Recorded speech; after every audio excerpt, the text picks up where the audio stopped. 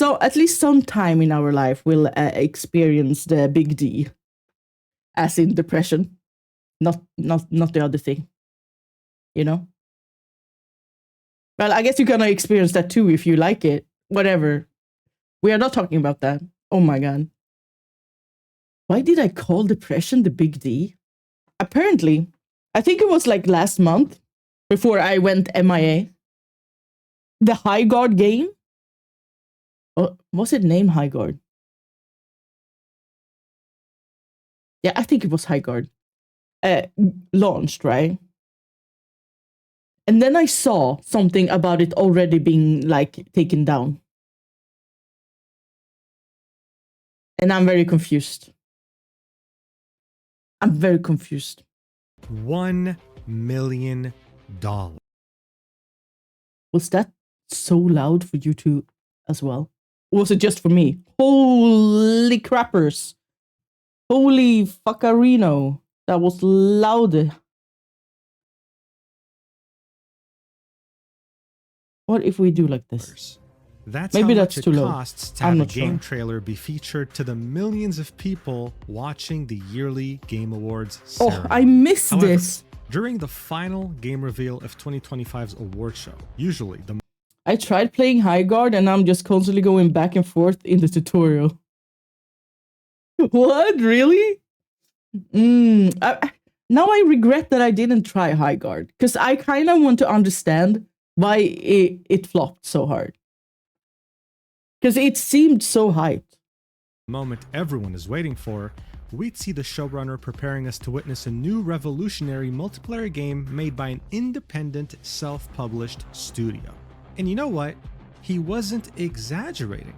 In fact, the game was so revolutionary that it managed to get bombarded by negative reviews from the moment it launched. Proceeded to lose over 90% of his player base within less than a week after launch. What? No. What? How is this even possible?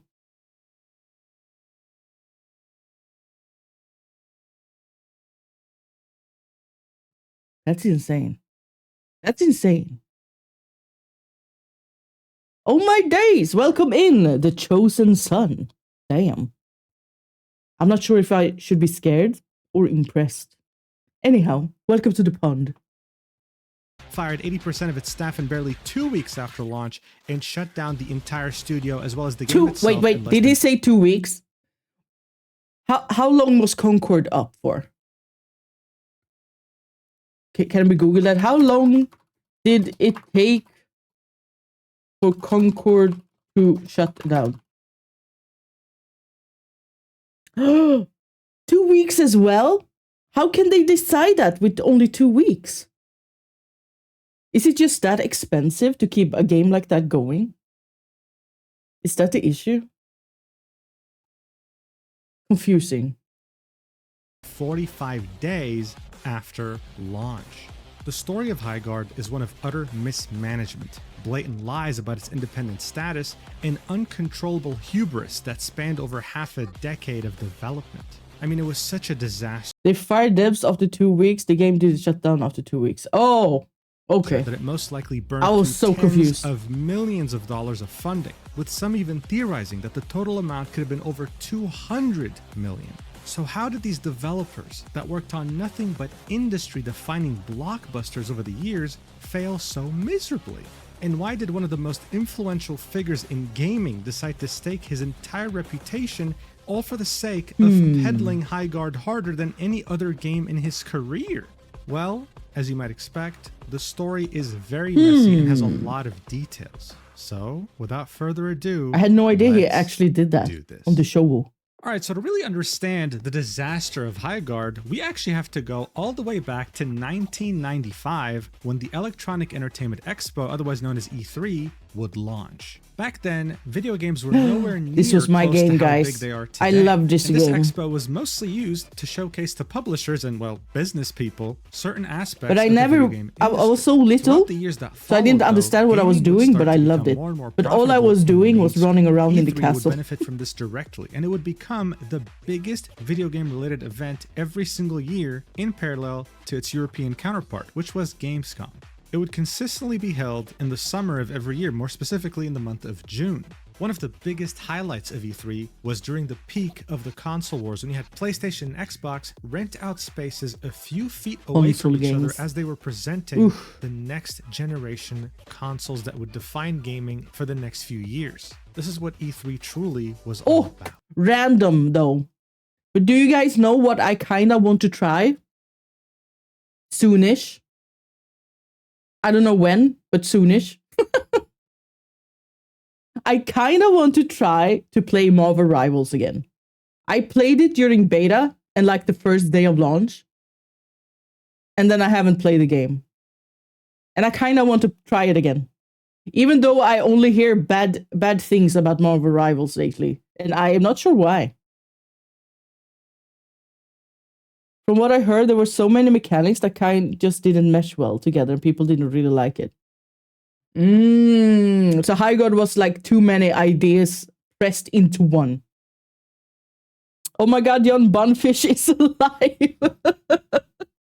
Yes, Jon Bunfish is alive. We are back and we are spring cleaning the pond. Yeah, Marvel Rivals is cool, boots up Deadlock. Listen, I love Deadlock. I love Deadlock, but I've been in such a funk that I haven't even been on the PC lately. And now I saw that Deadlock had this massive freaking update, and now I'm overwhelmed. Now I'm scared of Deadlock again. Because what the hell, do I have to relearn everything? What did they do? Joke aside, it's good that they're updating a lot though. I am so freaking excited for when that game is in open beta. Rem got nerfed. Well deserved. That little rat was so annoying. Thank you for the head pats. However, as you might know by now, all good things come to an end, and E3 how are you? I'm good. I'm good. How are you? Welcome in. Welcome in. But in other ways, one could say that it began prior. From the day this expo Hello, was created, Werda. the only people who had Thank you for access the to 4 E3 months. were industry insiders. That's crazy. Or press. Regular people had no access, but E3 2019 changed that. This allowed 15,000 regular people, non-industry insiders, hello. to buy Welcome tickets in, that guys. were priced at over Welcome $100, so that I they missed could, for you. the first time, join in on the fun. This showed that E3 What's was this looking drama about? It's about Highguard. How to butcher your entire game studio in under 45 days.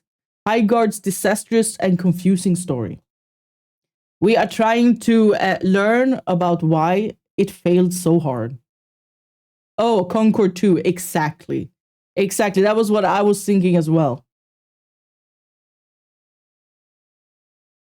My new badge and color matches your aesthetic. It really does. It really does. It kind of has that splash of pink with the nose. That's a perfect color scheme, not gonna lie. For more ways to make money, it simply wasn't sustainable to run this based purely on industry insiders. In 2020, the public passes were going to go from 15,000 to 25,000, showing a real need of more ways to make money. However, due to the pandemic, everything came to a halt. Unlike other conventions or events that brought their content online or remote, E3 decided to pretty much kill everything. 2020 was the only year since 1995 that had nothing to do with the Electronic Entertainment Expo.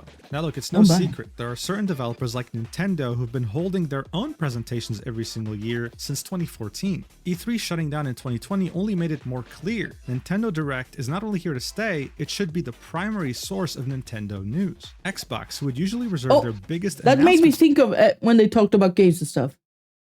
The new Resident Evil, is it good? Is it good? Is it worth playing?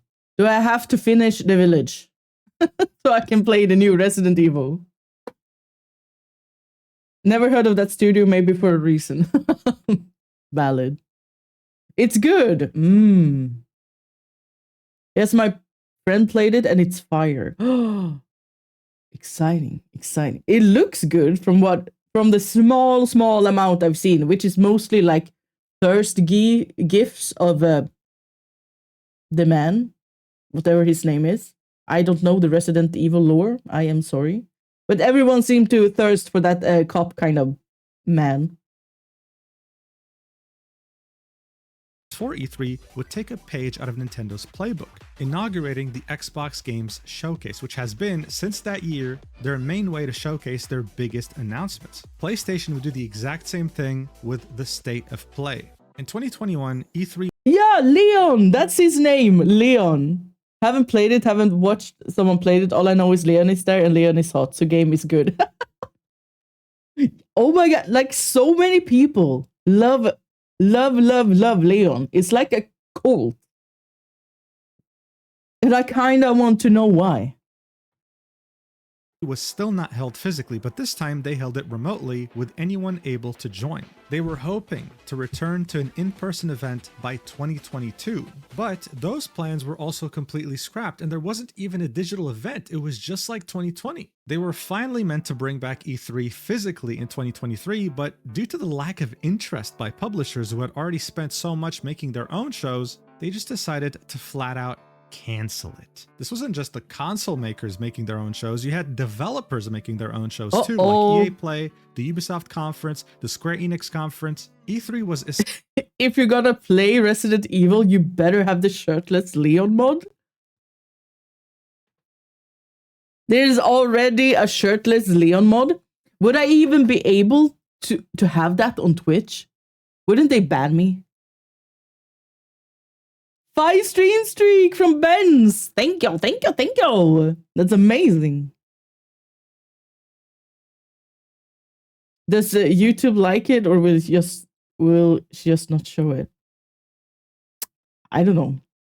I'm scared of everything that's close to nudity when it comes to Twitch and YouTube, because they, especially when it comes to VTubers, they hate us. We can't even show our hips, damn it. Essentially made redundant, and the pandemic only accelerated that. I truly think that this was where the world was headed anyway. Problem is though, now you had multiple different conferences to look forward to for different publishers and Monster games, Hunter Wilds. and that in turn left a huge vacuum. I was so obsessed with that game when it just launched. I played it day and night. For any mid-sized or indie-sized studio. Where were they meant to talk about their games? Well, that's where Jeff Keighley comes in. Look, Jeff, when it comes to the video game industry... For women, it's not okay, but for men, though, yeah, makes no sense. Makes no sense. YouTube is afraid of anime. It's getting too strong. Anime is truly scary. It's too powerful.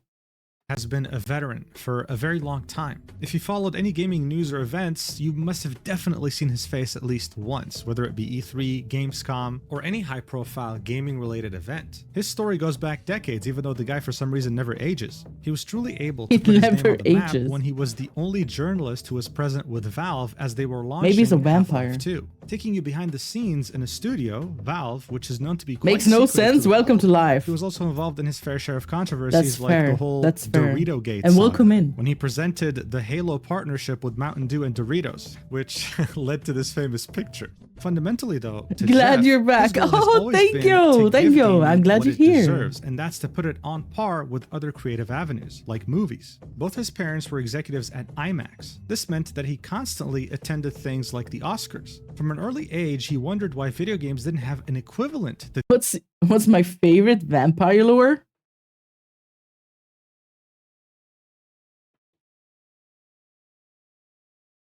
I actually don't know. Can I just answer Lestat on that? Lestat? Is that how you said? Lestat. That's very Swedish.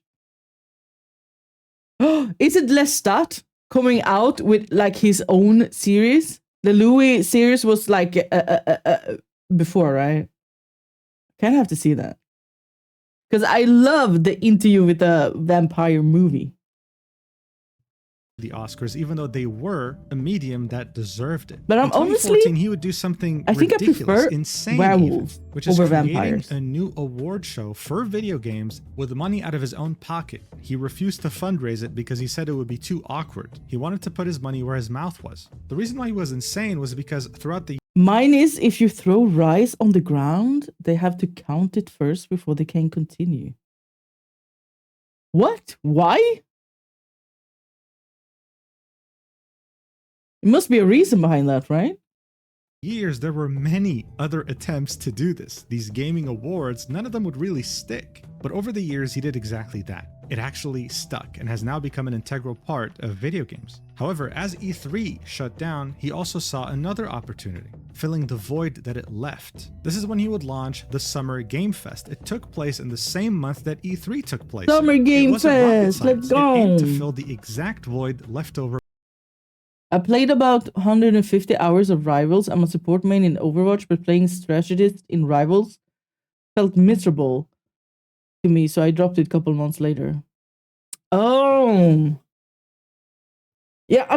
I've heard a lot about the balancing being very off in Marvels when it comes to like healing and stuff, but it feels like the balancing is always off in every game.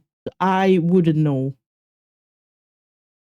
By E3's cancellation. This meant that Jeff and his production team would not only head the prestigious Game Awards in December, but would also have another event called the Summer Game Fest in the summer. Both of these events would have game reveals, and both of them would be watched by hundreds of thousands of people expecting to see games that will revolutionize the space. When it came Enjoy to the Game your Awards food, in particular, bench. over the Thank years, you it for had the gotten so lurkies. successful with such a high, consistent viewership that by 2025, it Oh was yeah, I already reported forgot that if you were to Overwatch made a showcase comeback. 3-minute It seems to be trailer going during really the well awards, for it would Overwatch. cost you over $1 million, almost doubling the prices from 2024. And of course, it goes without saying, the most valuable slot Hi, in the Mama entire Zero, I award missed show you. is the final game that's shown. In Hello, show business, Silver. you Hello, always save Silver. the I missed you best for guys last. too. You want people to Welcome keep in, welcome watching. in. And so, this is why it was so shocking to the world that for the Game Awards 2025, with such high prices, the game deemed most valuable in the entire show, the one shown at the end, would be something they had never heard of before.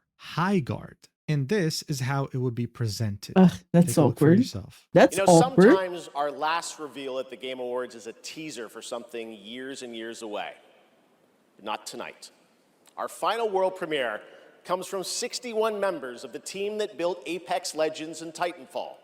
4 years ago, the principals founded a new independent studio with the hopes of pushing the shooter genre forward with a new original game. They've done it in complete secrecy, which is even more amazing because the game is very deep into development. The power of independent, self-published studios to push this medium forward is a growing and I think positive theme in our industry. And so tonight, you're not only going to get the announcement of the game, but also your first look at the gameplay. I've played it, and after you see this trailer, I think you're going to want to as well. Welcome to Highguard. Holy. Talk about hyping the game up. Game Awards and shows nowadays are less about the players and more about the company. Sad to see it. Yeah, 1,200 likes on the video, 17,000 dislikes. Now, I'm not going to... This is kind of crazy to me because I think, like, objectively, Highguard, even if it didn't speak to me, and clearly didn't speak to many others, it isn't an ugly game, so to say. Like, there's nothing wrong with the graphics and such, which is usually important for a lot of people. So I'm kind of surprised that the reveal didn't even, like, live up to the hype. show you the gameplay just yet. You need even more context to understand just how ridiculous everything he said truly was. Prior to this Game Awards show, Jeff would tweet coordinates, okay, on Twitter, just randomly, that would lead you to this weird statue in the middle of the Mojave Desert. What? It was an enigma. For weeks, people had no idea what it was. This was the main mystery. You know what this reminds me of? That freaking game trailer we saw from the people who made Baldur's Gate 3, Larian Studios, with their new game. And where they all kind of ended up dead in some kind of a statue thing. It reminds me of that. Zero Darling Honey. Holy. Where have you been? I missed you. Glad you're back. Hello, Carmaro. Hello. I missed you guys too. And welcome back. Welcome. I'm glad to see you in the shatters. In the shattermans. I'm I've just been a sucky streamer and ended up not doing anything.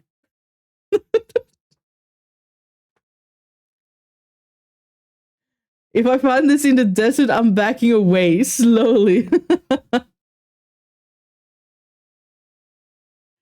It's my first time on your stream. I'm glad you're here. Thank you for tuning in. Nice to meet you too.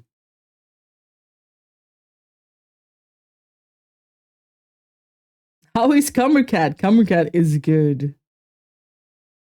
Of the Game Awards, and that game ended up being none other than Divinity, made by this Larian one Studios, the same people who made Baldur's Gate 3. To many, holy shit, my memory is so good when it comes to the most random things. Hello? This was the biggest game of the Game Awards. This was meant to be the final game to be shown, right? The biggest event of that day. Instead, what people... So I think a week or so after Highguard release on its Steam page, they removed the words from the makers of Apex Legends and Titanfall from the note about the game.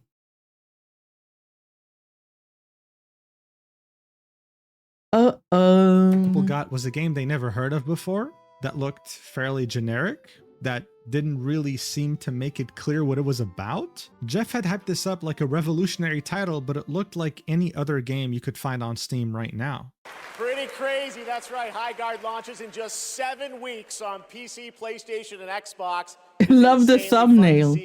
Silver, you should see my freaking starting screen. It's time for our That's final insane. award. Last year, Astrobot.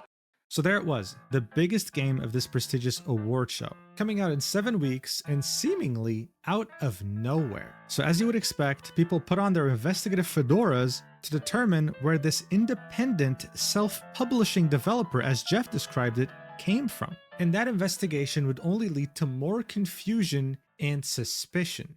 You see, the studio behind Highguard, Wildlight Entertainment, made their first announcement to the public that they exist back in the beginning of 2023. Here we can see the design and creative director of Wildlight making a tweet saying, "What have I been up to over the last year anyway? Working hard on a game with amazing people who I trust very much. Today we announce Wildlight Entertainment, our new studio. I've never been happier, Marcus! prouder, Welcome and in, hyped welcome for the game in. we're And thank you working for the on." head As we can see in his Twitter bio, he had worked on Apex Legends, Titanfall 1 and 2, Modern Warfare 2, and Call of Duty World at War, to name a few. The only way Highguard can make a comeback is to rework it and make it Twitter into account saying, "Hello Titanfall 2. world. We're very excited today to announce our new game studio, Wildlight Entertainment. We've got big dreams of creating an epic shooter IP." And here we can see a Zoom call of 22 different staff members that were working at that studio as early as 2023.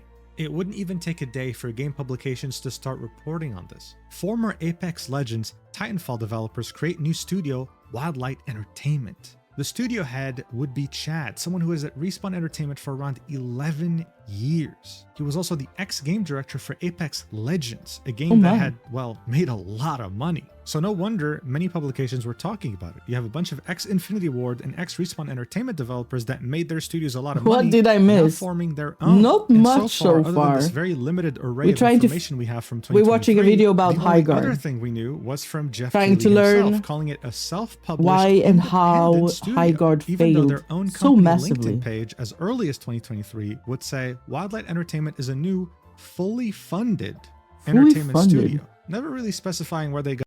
What does that even mean? Highguard was too unpolished to be released. This is more common nowadays. So many unpolished diamonds that fail because of that. There's also the Concord 3 marathon? What? Wait, what? What's the marathon? Is that a new shooter?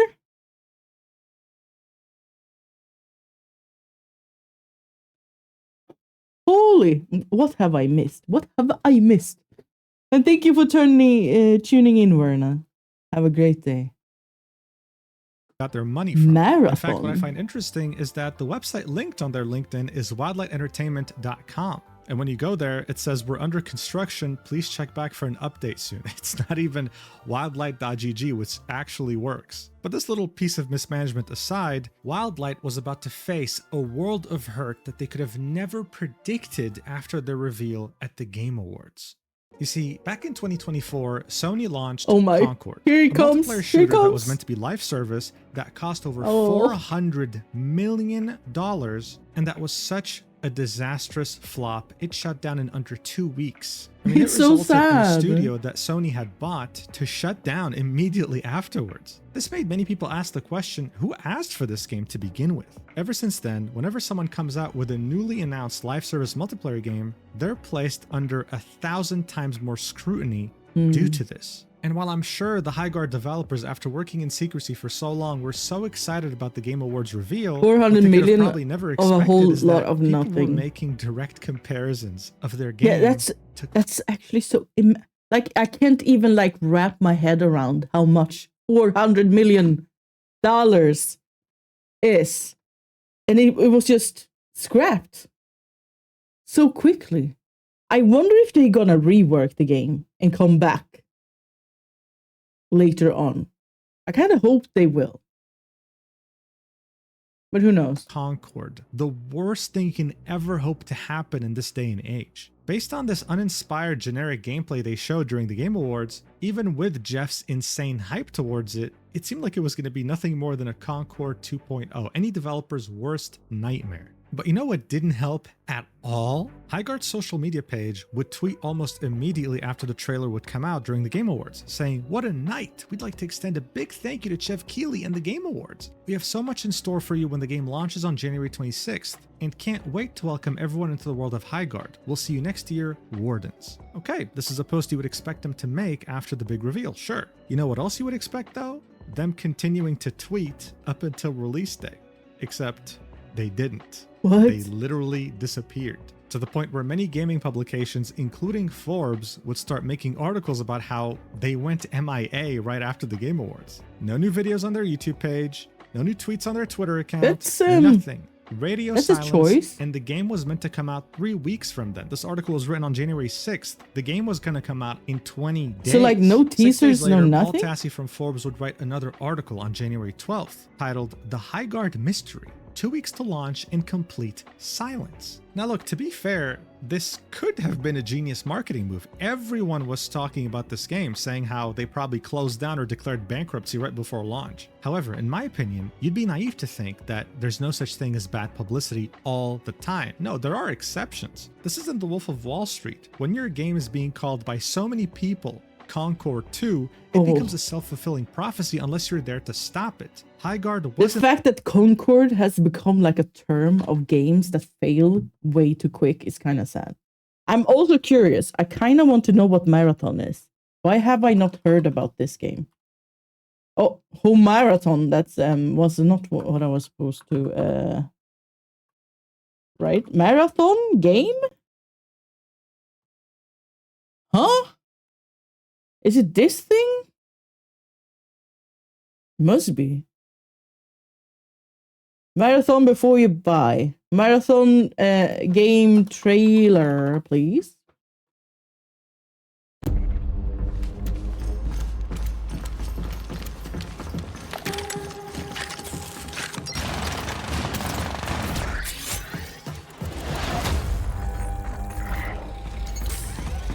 Oh.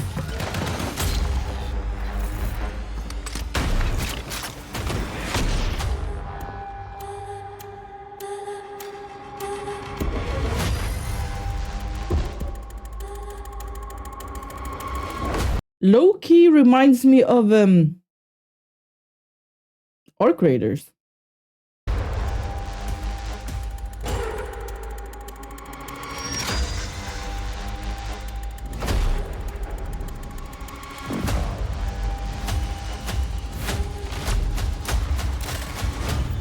Ah, extraction shooter. That's why. That's why.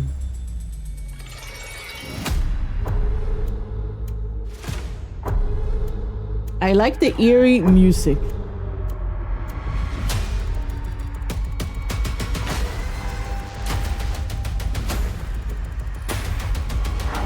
Crazy thing is, you can't type in the game Arc Raiders.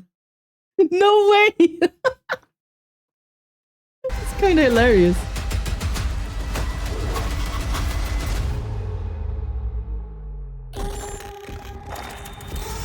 Okay, okay. Hi from Russia. First time here. Damn, I can't be. We have Russia in chat? This is crazy. I never thought this would ever happen. How are you? Welcome in, welcome in. Okay, well, I'm not sure what. I like the music. Isn't there to stop it. In fact, a new theory is popping up now, the fact that they weren't even going to release anymore. And just as you thought that things couldn't get worse so shortly before the game was meant to launch, things got even weirder. The senior writer of Gaming and Tech at VentureBeat, Imran Khan, would come out with the news. Highguard did not pay a single penny to be featured in the most valuable Are you from Russia too? In the Game Awards spotlight. That's right, the same Game Awards that charges $1 million for 3 minutes gave its most valuable spot. I like the sound of that name. That's a fun name to say. 2026, 9 days before the game was meant to come out, epic Forbes would alias. also confirm this, citing 2 separate sources that reached out, confirming, yes, they didn't pay a single penny. Jeff just really liked the game and offered it to them. So there we were, 9 days away from release, and this bombshell dropped. Is this Concord 2.0? Did they go bankrupt before the game even releases? And why the hell did Jeff give his most popular spot in the show to this very generic looking game? Yeah, the gaming community was truly baffled at something. Is he like maybe a shareholder of the studio or something? Our creators is finally replacing its AI voices with actual voice. No way. Are they really? That's such a huge W. That's such a huge W. That had never really occurred before. And just as the discourse was running rampant on every piece of social media you can imagine, something completely unexpected ended up happening. And that's Highguard finally breaking their silence barely 3 days before release. On January 22nd, 2026, Jeff Keighley would tweet, "Just 4 days until the launch of Highguard on Monday on Steam and consoles." Bear in mind, up until this point, what kind of games you like? Nothing since the Game Awards reveal.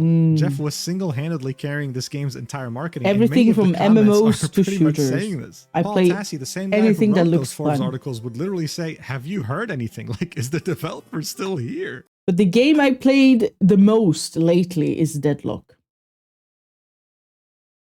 Does that make me a MOBA or a shooter enjoyer? Did they not go bankrupt?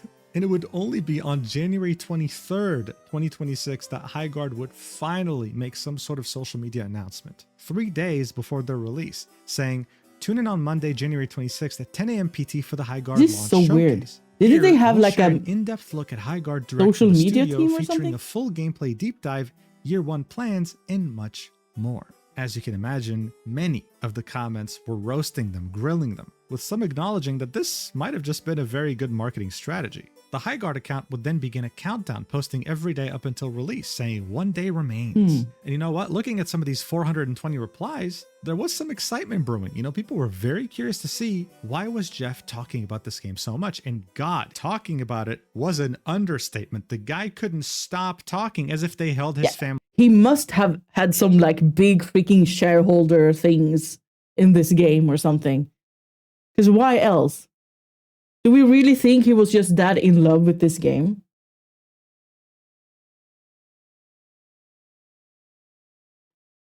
Hostage. On January 23rd, he would just tweet this image randomly saying, "Highguard, January 26th at 10 a.m. PST, signaling when it would release." Someone in the replies would say, "Thanks, Jeff," to which Jeff would say, "See you online. It's a special one." The next day, he'd post a badge saying, "I first went hands-on last summer and had so much fun with Highguard. Now it's your turn on Monday. Curious what everyone..." The game should have been announced with secrecy, released with secrecy, and died with secrecy. Damn. Okay. I'm still it's sad, right? Because a lot of people clearly, like, this was their work, right? And now, no, I can't even imagine being a game dev that worked for years on a game for it to just end this badly. Like, that's freaking painful. one thinks. On that same day, he would post a GIF saying, "In 48 hours, I'll be accepting your apologies." So when Highguard comes out. On January 26th, when the game would come out, he'd post a screen cap of a that Polygon didn't age article. well. The title was, "Highguard isn't dead on arrival. In fact, after 4 hours, I'm convinced it's one of the best new shooters in years." This didn't really mean much though, because Polygon thought Dragon Age the Veilguard was actually good, along with Concord. 1 minute later, Not gonna lie, I played Dragon Age Veilguard. I've never played a Dragon Age game before that. And I played it just because I saw all the hate about that game. So I went in completely blind. I played a game. It wasn't mind-blowing, but I thought it was fine. And I think that's probably because I'm not a Dragon Age fan from the beginning. I don't know. I thought it was a fine game. I played everything. I did everything in the game. And then I never went back, but still. I don't regret those hours I spent in Veilguard. So I don't really understand the hate, not gonna lie. It's some storylines, bit cringy, but I mean, that's part of life.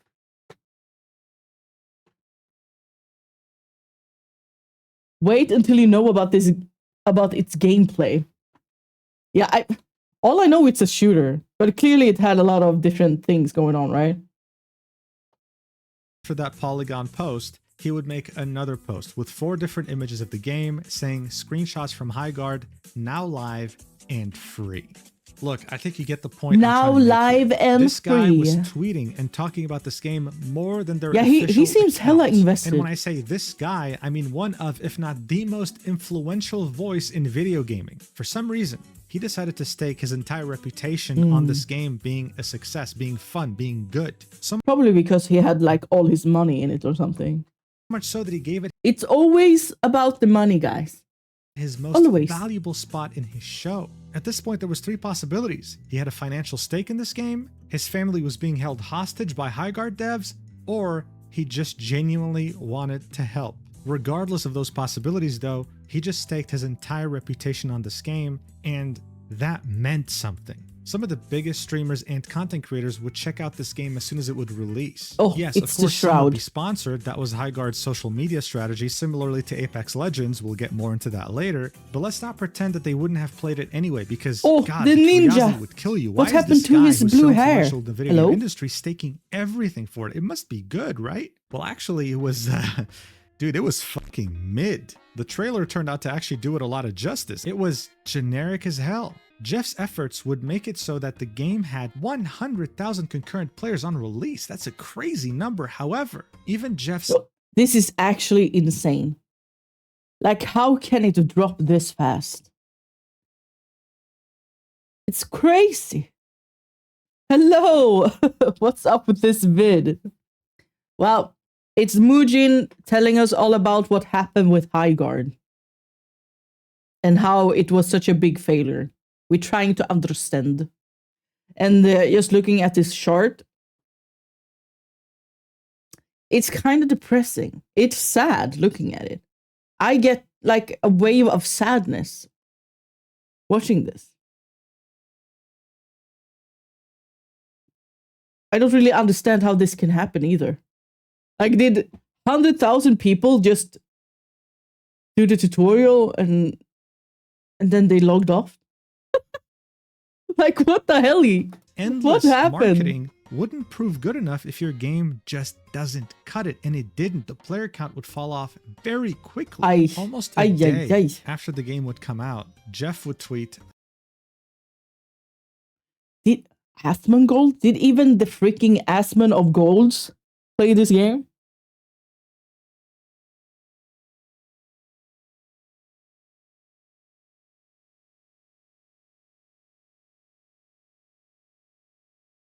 thoughts on Highguard so far. This tweet has over 7.5 million views, 5,900 replies. It was safe to say that he didn't really get the response. It's like dipping your toe in water and he going was no. hoping for. Jeff, you're right. Sorry. Now I wish even more that I have tried the game. Why didn't I try the game? What was I doing when this game was going live? I think I was streaming. But I don't know what we were doing. Farina. Oh, is the character on the screen right now? Prove me wrong, but instead he got the absolute opposite. And of course, one of the biggest questions being asked at the time was, why did he shill this game so damn hard? Must be a financial interest kind of deal, right? There's no way. Oh, right, guys. When does GTA come out? It's this year, right? Are we still far off?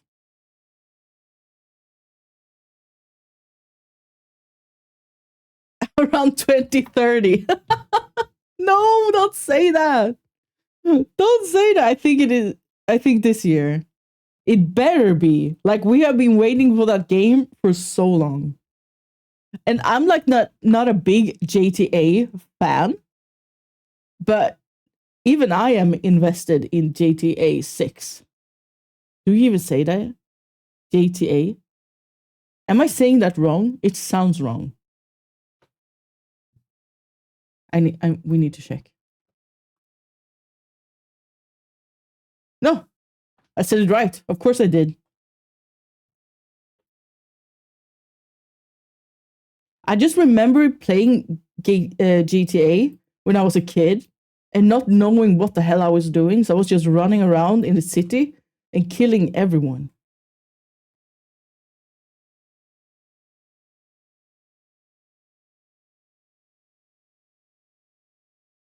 End of the year, maybe? Knowing that it's nothing special. Someone would at Jeff saying, hey Jeff, I was wondering if you financially backed Highguard during development or own some percentage of the company. Obviously you don't have to answer, just curious if you have any incentive with Wildlight Entertainment if they hit certain earning thresholds. To which he would reply with, Loafy the bread, hello, welcome in. This meant that the 3 possibilities I listed earlier now were down to 2. Either Highguard developers held his family hostage or he genuinely was just trying to help. Well, as I mentioned, even his help wouldn't be enough if the game wasn't up to par.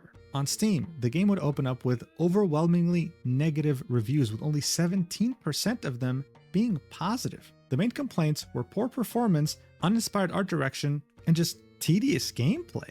Look, if I had to explain to you the purpose of a game, like let's say Call of Duty or Apex Legends, it would take me 10 seconds. Like for example, in Apex Legends, your model is so cool. Oh, thank you, thank you. You land on a big map. My and your parents goal is to did a loot good gear job to survive, hunting down other players and being the last team to live. Done. Yeah, well, just to explain the gameplay loop of Highguard, GameSpot made a YouTube short. This was them trying to explain it as fast and simply as possible. You want to know how long the short is? 1 minute, 48 seconds. They needed almost 2 minutes to explain to you the gameplay loop of Highguard. That already says a lot to the complexity and tediousness of this game. Look, overall, it doesn't take a genius to understand from their trailer. You had multiple wardens, characters you could play with different abilities. You and your team would also vote on a base. There was multiple types of bases that you could start with. Because I thought the characters in this game looked kind of cool. Not gonna lie. Like, I have nothing bad to say about that. The whole point of this game was to fortify your base and attack the other base. You had to find a sword on a map which would allow you to destroy the shield of the enemy base, and then you'd be the attacker, they'd be the defender. And in order to win, you'd have to destroy multiple things in that base of theirs. Their generators, their power, etc., etc. That's it really in an utter nutshell. Now look, in theory, this might sound fun, but there were some things that just didn't really make much sense that really added to the tediousness. This map was absolutely massive, and yet it was only 3v3. That to many people didn't make much sense. These aspects of tediousness as well as uninspired gun gameplay, coupled with the fact that everything looked generic, a McDonald's type of art direction, as you might say, like as if you bought a bunch of different assets from a marketplace, gave the impression to many people that this was some sort of a Frankenstein game. Like they just took a bunch of different things they developed over a couple of years and just shipped it together just to get something out for people to play. And even though the game was free, you kind of just was bleeding don't get the feel of what kind of game it is when you watch the As of now, even game journalists found this game to be lacking, uninspiring, giving it a 63 out of 100 Metacritic score, but the real pain came from the players. 2.6 out of 10 from almost 300 user ratings. Steam currently has over 30,000 reviews, and it's sitting on mixed, with only 46% of them having something positive to say. The day after release, Jeff would acknowledge that things weren't going that well for him. He'd jokingly say, "Opening X this morning," while linking an image of Flynn Rider from Tangled They made it 5 versus 5. Having queuing issues, there won't be enough play. Why didn't they like play test this game or have like a beta? Or maybe they did. I'm not sure. But it feels like they should have play tested it some more. Surrounded by many different swords. This tweet would again gain a lot of exposure. 5 million views, 47,000 likes, 2,000 replies. And again, as you might imagine, a lot of them were not positive. Many people in the industry would take notice of this, and some would choose to speak out against it. You'd have the vice president and co-founder of Epic Games say, "It's downright horrible," referring to all the hate this new game was getting. Especially a free game from a new studio. Just so sad. This is a hobby for people they should approach with joy, not hatred. Of course, many of these 200 replies would not have positive things to say. One of the tweets on this topic that will get the most attention would be from Sven Vinke, the studio head of Larian, the creators behind Baldur's Gate 3. What is Larian doing with this? People shitting on things others have created. Putting something out into the world makes you vulnerable, and that alone deserves respect, even if you dislike the creation. It's easy to destroy things, it's a lot harder to build them. The best critics understand this. Even when they're being critical, they do their best not to be hurtful. Again, as you might expect, the top replies, the most liked ones at least, were not in agreement with him. In just one day, Highguard would lose half its player count. Another day would pass by, they would lose yet another 50%. I think it's kind of odd to go about the route of like blaming the consumers that are supposed to play your game for hating it. Isn't it like, okay, there's something not clicking here, and we should probably listen if we want this game to succeed.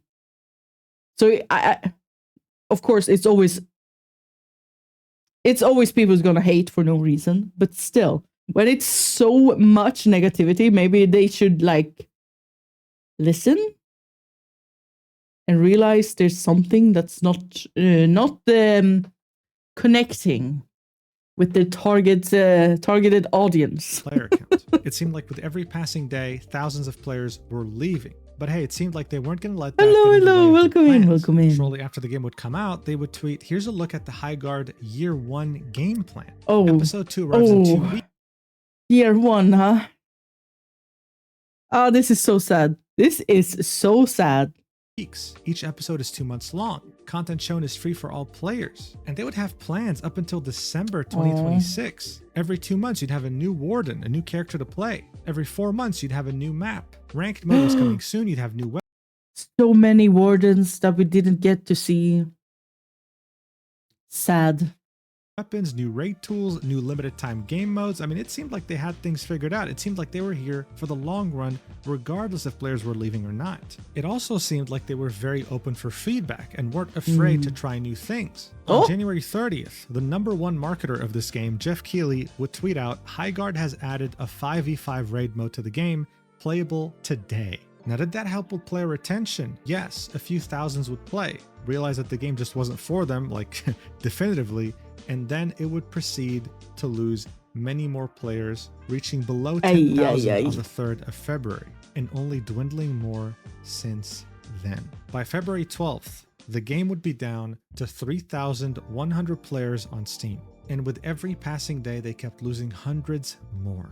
Even with their one-year planning strategy and their willingness to accept feedback, it seemed like the Conqueror 2 prophecy was coming true no matter how hard they tried to fight it. This would be directly confirmed to us because in barely just 2 weeks after the launch of the game, the majority, not just a small chunk, the majority of the employees working at Wildlight Entertainment would get laid off. This is the sad part, right? Like, people are losing their actual job. And they spend so many years working on this game. It hurts.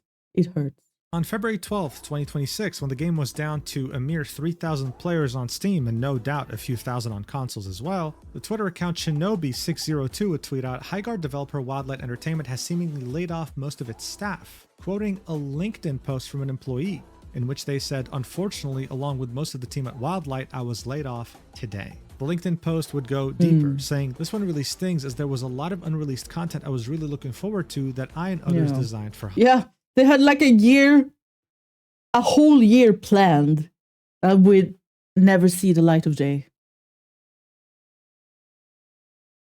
Highguard.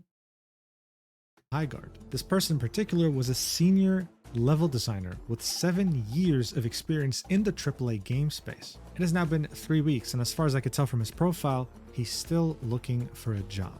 Around the same time, another employee would make a Twitter article titled, Reflecting on Shipping My First Game, Highguard. This post would prove to be a disaster. The developer in question would get brigaded and bombarded with some very harsh words, turning a very bad situation even uglier. And it would mainly be due to a couple of paragraphs that I'll read out to you and, well, you can make up your own mind.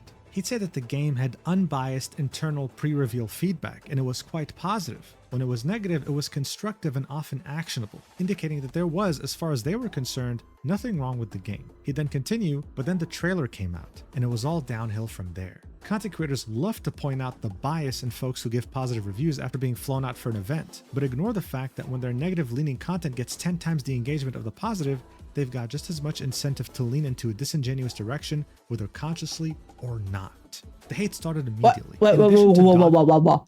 This kind of sounding like are they blaming haters for the fact that their game failed after 2 weeks? Because it sounds like it. And that would be freaking insane. That's not really how it works, right? Every game has haters, but if it's a good game, you're still gonna have a player base. Hello?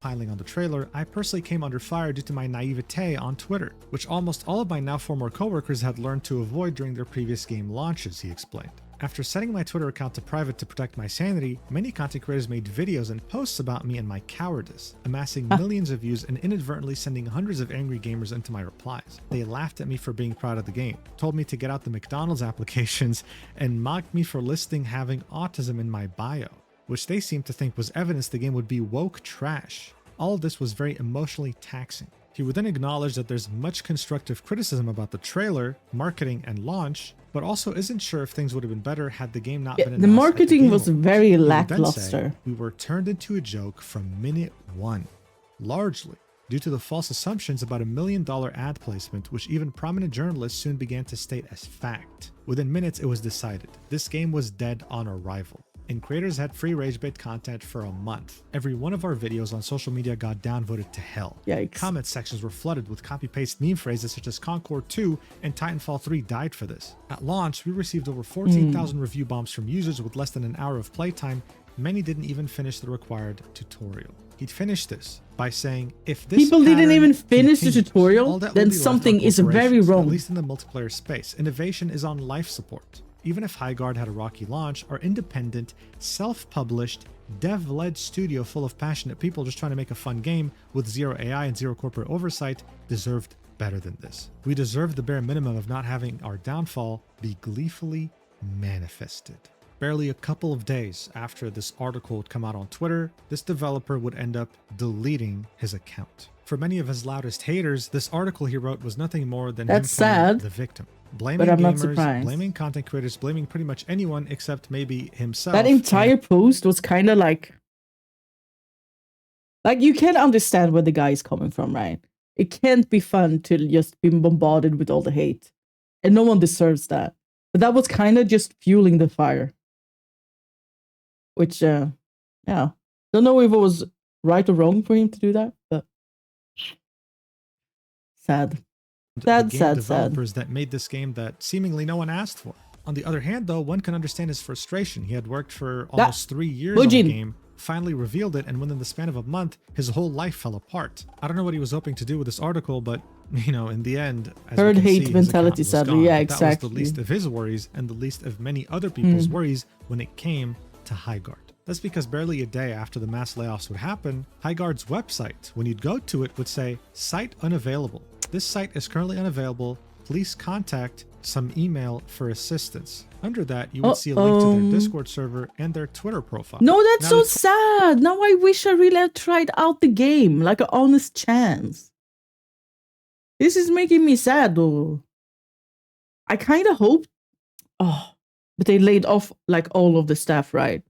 So that feels like they're completely done with this game and not gonna try to, like, rework it or something. Ow, wow, wow, wow, wow. The gaming business seems rough.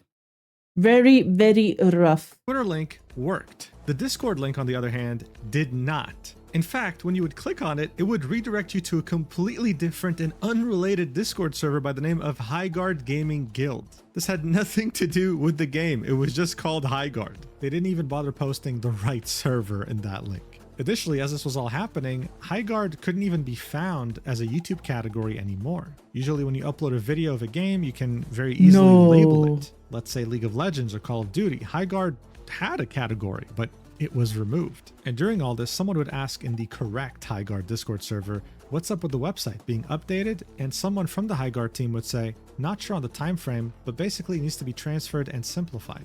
Low priority at the moment, reputational damage already done. Now we just need to focus on delivering updates and content to improve. It's so sad. Now, look, I already know what you're thinking. Mujin, this is a catastrophe. This is a disaster. What the hell is so happening? bad. Oh yeah, it is. You're completely right about that. But here's the thing. It's about to get a million times worse. How? Remember how Jeff How is this gonna get worse? Hello? had introduced Highguard's developer? Here are his exact words. This is how he described them. The power of independent self-published studios to push the Independent, self-published studios. I remember. Earlier than this, during this clip, he would also call them independent, indie. Hell, even the employee who had written that article before deleting his account would refer to them the same exact way. Independent, self-published studio. We were under the impression this studio was independent, self-funded. This is what everyone was saying. However, on February 17th, 2026, that wasn't the case. same day their website would go down, the games journalist Stefan Totillo would drop a bombshell. And Tencent? Oh my god. Oh my god. Saying sources. Okay. Tencent secretly funded struggling shooter Highguard. Oh my. Wildlight Entertainment has said for years it was fully funded, but not shared detail. Stephen's article would go into specifics, saying that it wasn't Tencent, the Chinese entity that directly funded them. It was done through a subsidiary, Timmy, saying sources familiar with the Tencent Wildlight connection said that Tencent Studio Group They're lying Timmy all was along. the group backing Wildlight. They Yeah, did this not is not a good specify to look. GameFile This the is reason for the not secrecy a about the good agreement, look. nor did they share the scale. It's unclear if or when the funding ended and how that relates to last week's layoffs. Wildlight has been technically independent and not part of Timmy. Timmy/Tencent are massive players in gaming, and yes, they are. I've mentioned them on this channel already. Yeah, Tencent One can't is like forget that Tencent Games enormous. owns Honor of Kings, the highest grossing mobile game of all time ever in the history of humanity, sitting at $18.6 billion, making even more money than Candy Crush Saga. Let's also not forget that they own 40% of Epic Games as well as 100% of Riot Games, the creators of League of Legends. This, of course, dealt an even bigger blow to Highguard's already dwindling reputation. Yeah, how do you that was get down back in from the that? gutter. How do you People get felt back like they from were that? lying about their whole independent Yikesters. self-published status. And while we don't have a specific number as to how much Tencent could have funded the studio with, some people have been floating around the idea that it was over $200 million. And saying that the studio was technically founded in 2021, announced in 2023, and had its first game launched in 2026, those many years of development could very easily span tens of millions of dollars. But look, Highguard was already in the shitter, okay? They had laid off most of their staff. I mean, come on, this was going to be dead. This was truly going to be Concord 2. The person suffering from this Tencent connection was Jeff Keighley. Now, there was a conspiracy. Maybe Jeff wasn't doing this because his family was held hostage or out of the goodness of his heart. There was again a third possibility in the mix. He was doing this for real financial incentive because Tencent and Jeff Keighley maintain a long-standing strategic partnership. Thank you for tuning in, Gremla King, and other gaming events. Since 2016, this Hope you have a collaboration great day. has facilitated the show's distribution in China. And one can see that the senior vice president of Tencent, Xiaoyi Ma, is sitting on the advisory board of the Game Awards. So by February 19th, Jeff's posts on Twitter, in which he would talk about things unrelated to Highguard, would have questions. It's all about the monies, guys. It's always about the monies. Are you secretly funded by Tencent? Were you pressured by Tencent to make these posts about Highguard? What's going on exactly? This studio is about to completely close its doors. The game was very mid. You must have been lying that you had fun, right? But still, layoffs aside, Tencent aside, flop and impending doom aside, Highguard would continue to patch and update the game, releasing multiple updates, one on February 19th, as well as one on February 26th, releasing new game modes, new weapon balance patches. And while that was admirable, by February 26th, the game was down to 611 players on Steam. In exactly 1 month since release, the game had gone from 100,000 players to 611 It's so crazy. The majority had left. It's so fast as well. Was coming back. At this point, the writing was on the wall. It was clear as day. This studio, this game, they weren't going to last. And so on March 3rd, 2026, the official Highguard account would post an article saying, Highguard's final update arriving soon. Thank you for playing with us. In which they would say, more specifically, today we're sharing difficult news. We have made the decision to permanently shut down Highguard on March 12th. Since launch, more than 2 million. The saddest thing to happen this year, when it comes to games, is the fact that Supervive didn't survive. It makes me sad just thinking about it. I haven't even watched their farewell video because it's gonna make me cry. I know this. Stepped into Highguard's world. You shared feedback, created content, and many believed in what we were building. For that, we are deeply grateful. They would then go on to say, the team is excited to release one final game update to enjoy in the remaining life of the game. We'll be adding a new warden, a new weapon, account level progression, and skill trees. Full patch notes are coming, and we're targeting tonight or tomorrow morning for patch release. From all of us at Wildlight, thank you for playing, for supporting us, and for being part of Highguard's story. This article would have over 8 million views. 4,100 replies. And while some were disappointed or shocked that this had happened, many were expecting it, maybe even glowing about it. From the get-go, this game had like a whole year planned. Prophecy of being Concord 2, and they had just shut down in under 2 months. But how did this even happen? How do you get the backing of Jeff Keighley? How do you get the most prestigious slot in the Game Awards show with over 1 million viewers? How do you get financial backing from one of, if not the biggest gaming company in the world? How do you get very talented developers that worked on nothing but blockbuster games and still managed to fail so miserably? Still it went so goddamn wrong. Now we know. And it's even messier kind of than insane. we could have ever imagined.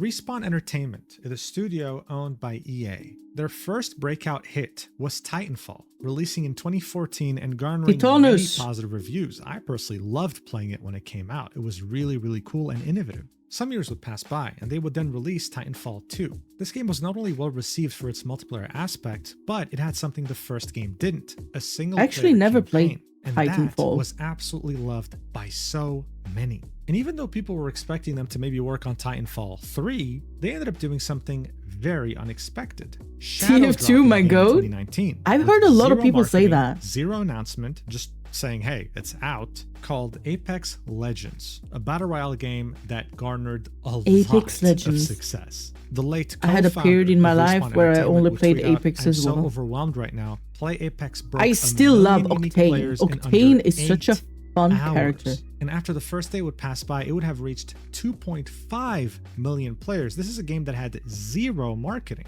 To many, this is how a game should launch from now on. All games should launch like this. Like, yo, we just dropped this game, play it. No announcements months prior or years prior. This was genius, and it was free. So it's no surprise that in just a few years, by 2024, this game would have made over $3. I used to play so much Apex Dark Times.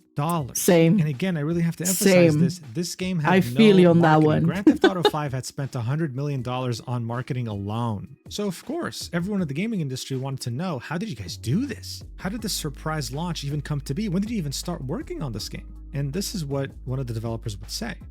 The way we work is by finding the fun. We don't have a game director who sits down and writes up a 500-page Bible. We're like a really poorly trained dog on a walk.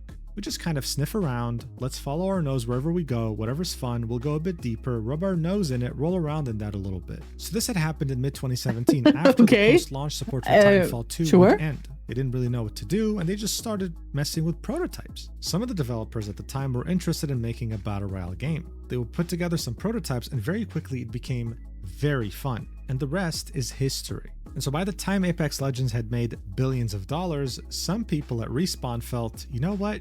We could do this again, but this time on our own terms, and would leave to create Wildlight Entertainment. In fact, here was their exact reasoning from a Bloomberg article. Back in January 2026, Dusty Welch, the co-founder and CEO of Wildlight Entertainment, would tell Bloomberg, feel like there's some... we left Respawn because things were getting a bit too locked up. There was no freedom. We couldn't just do whatever we wanted like we used to. However, in this article from the end of February 2026, it's lucky because Apex Legends just really spoke to a lot of people and still do. In 2019, they had released Apex Legends, a battle royale shooter in which dozens of players fight across a giant map. The game proved to be a massive success, generating more than $3 billion in revenue. Yet as sales piled up, some of the creatives who'd worked on it felt unhappy that they weren't benefiting enough from the resulting windfall. According to people familiar with what happened, who asked not to be identified discussing non-public information, the Wildlight founders decided to do things differently. One of their plans was to set up a profit-sharing program so that if the studio did deliver another big success, everyone would benefit. An enticing setup that ultimately helped Welch and his co-founders attract many of their former Respawn colleagues to the new company. Armed with a significant amount of funding from Tencent Holdings Ltd, Wildlight began hiring employees and making plans for its first game. The founders knew they wanted to make another multiplayer shooter, but they hoped to avoid the crowded battle royale market. So instead, they looked to Rust, a survival game in which players can raid enemy bases and build their own. They began constructing levels and designing mechanics for what was envisioned as a survival. And now they all ended up without jobs instead. How freaking sad is that? Holy. I feel so bad for these people. Focused shooter.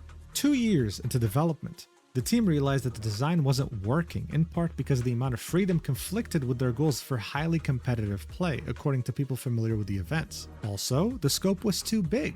Still, some parts were salvageable. The base raiding aspect of the survival game in particular seemed worth keeping. In January 2024, the team pivoted to what would become Highguard, a raid shooter that streamlined many of the survival aspects into a faster, more competitive game. So this is kind of starting to make more sense, right? The idea of why the game felt like you were playing this Frankenstein creation of multiple aspects mashed up together. Look, because it basically was. The phase that Respawn Entertainment used is very important. Let's not forget that Call of Duty Zombies was made by just a few people messing around in the office. But you also need a proper scope. You can't just do whatever you want, however you want, with unlimited money. They had also failed to understand what made Rust special. Base rating was intense because of what was at stake. You couldn't rush it down to under an hour. The same feelings wouldn't be there. It would just be tedious. They had essentially made a game with no demographic. If you wanted base building, you'd play Rust. If you wanted Battle Royale, you'd play Apex Legends. One really interesting thing the Bloomberg article would also mention was when asked what they thought went wrong, several former Wildlight developers used the word hubris. A belief by the company's leadership that they could emulate what had worked in the past with Apex Legends. Not the hubris. No matter how much the gaming landscape had changed since then, after all, they'd made one of the last decade's biggest hits. This hubris stemmed from the fact that they were so confident this game was good, they were going to shadow drop it again, just like Apex Legends, knowing that the game could hold up for itself. However, after Jeff Keighley had played during their playtest, he approached the development team. He approached the co-founder, who was his friend, and told them, hey, I love the game. I want to highlight it during the Game Awards since you guys are an independent studio. The co-founder would say he came into the studio and played the game, I think, twice, and he said, guys, can I propose to you? I want to do something that's unique. I want to put it in this spot and kind of do something different and bring He this to played the the world. game Lots would twice. say, and that wasn't our plan, but like, are we going to turn down the exposure? Who would turn that down? And then you'd have Chad Grenier chime in too. He the played ex-creative the director game of Apex twice and then he was Legends in and love. the head of the studio Damn. of Wildlight, saying, so we rushed a trailer together. I wish the reception had been better, but in hindsight, we made a trailer to entertain really quickly and didn't show the gameplay loop and was different and unique. They would then take the exact same approach as Apex Legends.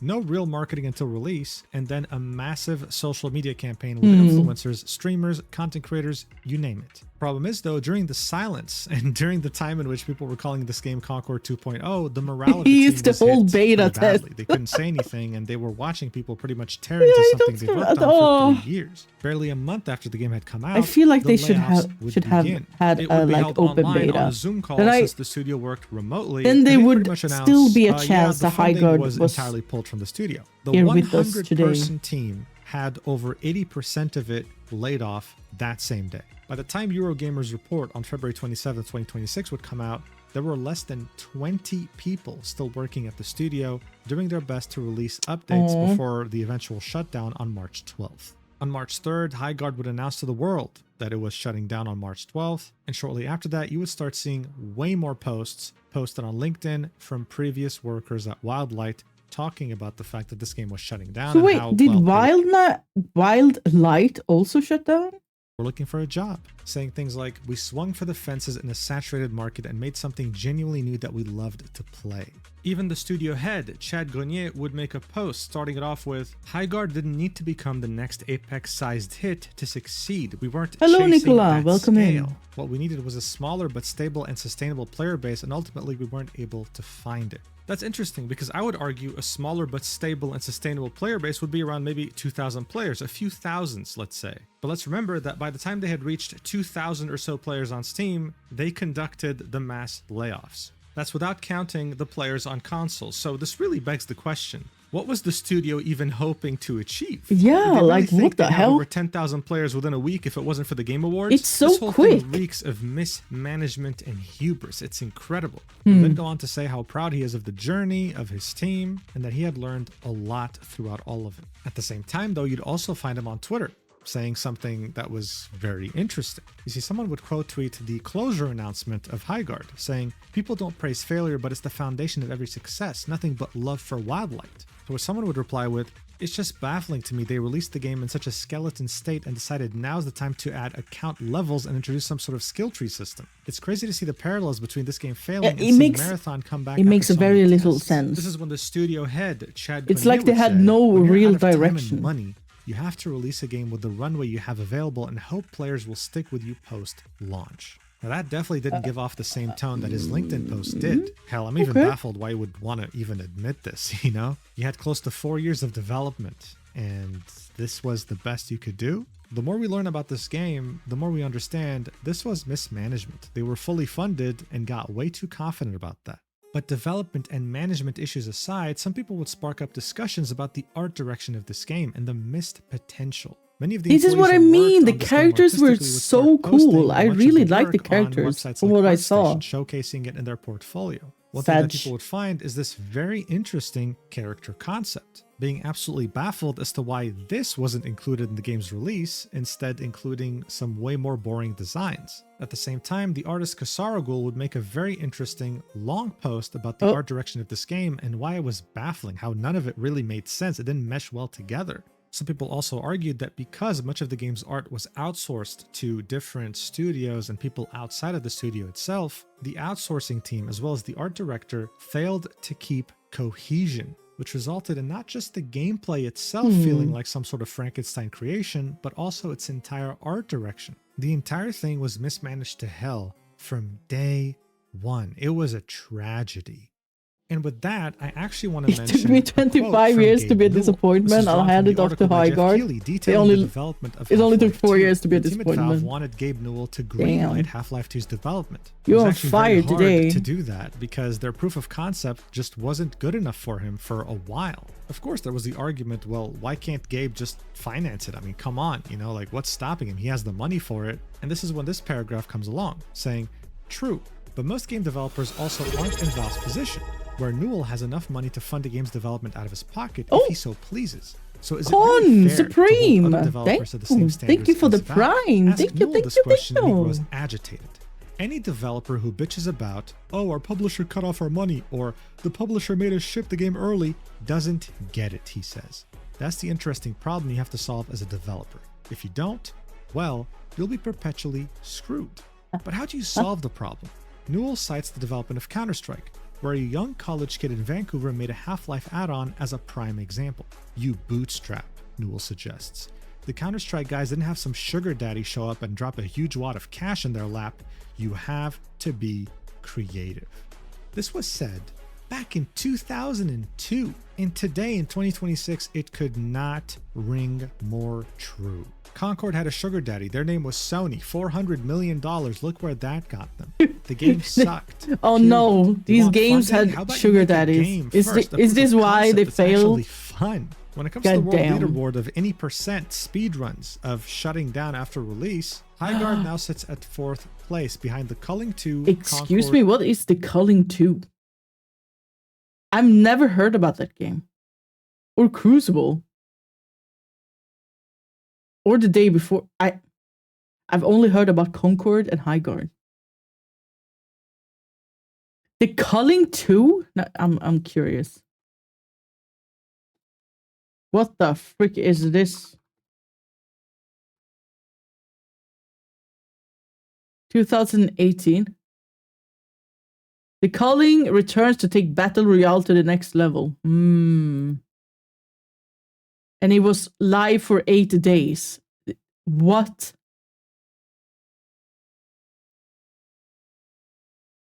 The peak player account was 249.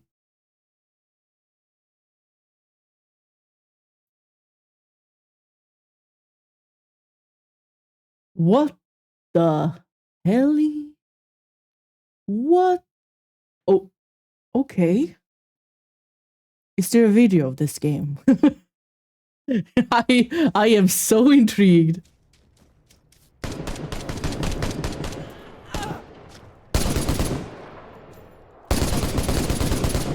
Oh, reclaim Joey. Do his customer and his fan base like that. That pissed me off. And then we have this 20. Moving on. In Crucible at 45 days. The Twitter account Poorly Aged Things would quote tweet Jeff Keighley's GIF saying, "In 48 hours, I'll be accepting your apologies," saying, "I'm sorry, Jeff." To which Jeff would reply with a shocked image of that same grandpa in the GIF. I mean, well, at least he can make fun of himself, right? And he would be proven wrong. But what else? Very ironic. Can he do? At least he was playing into the joke. But some people would be very weird about this and would photograph Jeff on Rodeo Drive in Los Angeles and say that this was him a day after Highguard announced the studio shutting down. I don't know why you got to take a picture of him IRL for this. Like, what do I expect from people That's at odd. this point? Some would even argue that Jeff actually needs to take a level of accountability for the game shutting down. Huh? Personally, I think if you have common sense, you'd understand that he actually did them a huge favor here, assuming he genuinely did this out of the goodness of his own So heart. wait, so he actually just did this because he liked the game so much after playing it twice? I don't know. I have a hard time believing that. He was good friends with one of the investors, right? The game would have definitely launched with maybe like 10k concurrence instead of 100,000 on PC. Additionally, 2 million people tried it, and the majority didn't leave because the internet made them, okay? Paul Tassi makes a great point here. Yeah, that's Marketing the point. can only That's get the you thing, to try a right? game. It Then can't the loud people are always the ones who like take it too far. But if they have had so many people that tried out the game and yet not enough people stayed for a proper community, then something is very wrong. Very, very wrong. get you to stay on the game if it's not fun, and Highguard simply was not fun. It was weird. And at this point, it seems like every year we're seeing yet another disaster story that is similar to Concord, a game that no one asked for, that had a big budget, that had very talented people working on it, and somehow, some way, It was worked on for years without anyone thinking, wait a second, are we really about to do this? I don't know, man. All I know is that the gaming industry is in a very rough spot right now. It's almost impossible to find a job. AI It kind of feels like the gaming community have been in a rough spot for quite some time now, no? isn't even to blame for this. Executives have no idea what players actually want, and if they do, they're always late on it. And seeing that they never actually suffer the consequences directly, their employees do, they have no incentive to actually learn from their mistakes. If you want to make games, make them, but make something that people want to actually play. And don't ask for sugar daddy money. Make a playable game first, then pitch it, and then get your funding. Otherwise, you'll end up like Concord, like Highguard, and God knows whatever else is going to release soon that will face the same fate. Thank you so much for watching this video until the very end. But maybe it's going well for I Marathon. love you so much. Do we know? Platonically, I missed you. Make sure to check out my Stacked page if you want to see exclusive content. Thank you, Mujin. Thank you, both short and long, yapping. And I'll see you in the next video, whenever that is. Hopefully soon. Take care. We know? And is it good or bad? Marathon is pretty alright from what I saw.